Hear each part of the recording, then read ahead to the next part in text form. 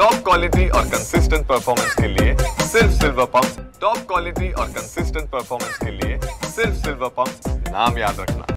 Sir, साधारणपणे मागच्या 2 वर्षांमध्ये तिसऱ्यांदा एसीबी चौकशी झाली, तुम्ही हजर राहिला। आजच्या या चौकशीमध्ये साधारणपणे काय प्रक्रिया झाली, कोणत्या प्रकारची माहिती मागितली आणि दिली गेली? माझ्या आणि माझ्या पत्नीला या आधीसुद्धा आम्ही 2दा आलो होतो आणि पुन्हा 8 दिवसापूर्वी नोटीस पाठवून आजची तारीख दिली होती, त्या तारखेला सुद्धा आम्ही हजर राहिलो आणि त्यांना ज्या फॉर्मॅटमध्ये आम्हाला माहिती पाहिजे होती ती माहिती दिलेली आहे।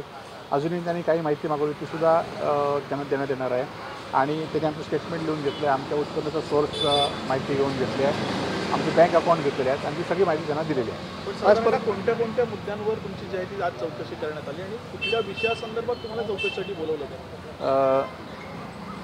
एसीबी चौकशी तर गेले 2 वर्ष सुरू आहे आणि त्या चौकशी संदर्भातच मला बोलवलं होतं आणि त्यामध्ये इन्कम सोर्स आणि खरेदी केलेल्या जागा या संदर्भात त्यांनी माहिती घेतली। त्यांना तशी माहिती खरेदी खत, बँकेट स्टेटमेंट, इन्कम टॅक्स हे सगळं त्यांना दिलेलं आहे। आज मॅडमची देखील चौकशी झाली, काय नेमके त्यांना प्रश्न विचारण्यात आले किंवा काय? त्यांची पण अशाच पद्धतीने त्यांच्या नावातील जमीन खरेदी, त्यांचा इन्कम आणि या सगळे प्रश्न त्यांना विचारलेले।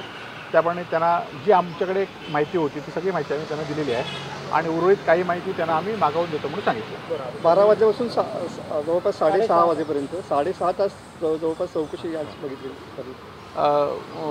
ते स्टेटमेंट लिहून घेत होते, माहिती विचारत होते, त्यामुळे तेवढा वेळ स्टेटमेंट माहिती प्रिंट आउट करण्यासाठी एवढा वेळ लागला। बरं, तुम्ही म्हणतात की आता पुन्हा एकदा त्यांनी काही माहिती दिली जाईल, तुम्हाला प्रत्यक्ष हजर राहून द्यावी लागणार आहे की कशा? नाही, बघूया, त्यांना आम्ही माहिती पाठवू, त्यांना असलं तर प्रत्यक्ष हजर आलं तर पुन्हा हजर राहू आणि त्यांना योग्य पद्धतीने सहकार्य करण्याचं आम्ही ठरवलेलं आहे आणि त्या पद्धतीने आम्ही वागू। तुम्ही सकाळी म्हणालात की माझी लढाई आहे, मला तर एकट्यानेच लढली पाहिजे।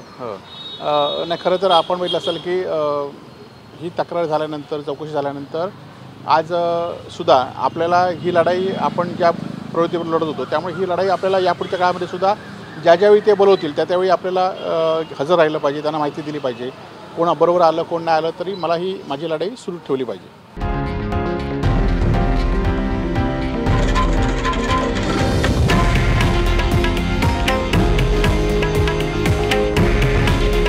हे आहे देशातील नंबर 1 न्यूज नेटवर्क आणि आपण पाहत आहात TV9 मराठी। काळजी तुमची, हित महाराष्ट्राचं।